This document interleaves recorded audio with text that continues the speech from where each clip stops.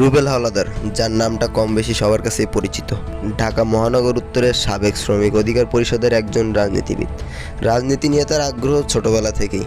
তার জন্ম সবুজনগর বটতলা, থানা মঠবাড়িয়া, জেলা পিরোজপুর, বিভাগ বরিশাল। তার রাজনীতিতে আসা ডাকসুর ভিপি জনাব নুরুল হক নূরের হাত ধরেই এবং গণ অধিকার পরিষদের ডাকসুর সাবেক ভিপি নুরুল হক নূরের সাথে 2019 সাল থেকে 2024-এর গণ অভ্যুত্থানে আনুমানিক 10,000 লোকের নেতৃত্ব দেন এবং তিনি দলের মুখপাত্র ছিলেন। তাকে বিভিন্ন সময় দেখা গেছে অন্যায়ের বিরুদ্ধে রুখে দিতে এবং জীবনের পরোয়া না করে সবসময় সাধারণ মানুষের সহযোগিতায় এগিয়ে আসতে। অন্যায়ের বিরুদ্ধে রুখে দিতে গিয়ে তাকে বিভিন্ন জায়গায়, যেমন আশুলিয়া, ঢাকা সাভার, গুলিস্তান ও লালবাগ সহ বিভিন্ন জায়গায় তার উপর অতর্কিত হামলা এবং হয়রানির শিকার হতে হয়েছে। তবুও তিনি কখনোই পিছু হটে আসেনি। তিনি সবসময় সাধারণ মানুষের চিন্তা করেছেন, শ্রমিকদের চিন্তা করেছেন এবং সাধারণ মানুষের পাশে নিজের সর্বস্ব দিয়ে থাকার চেষ্টা করেছেন।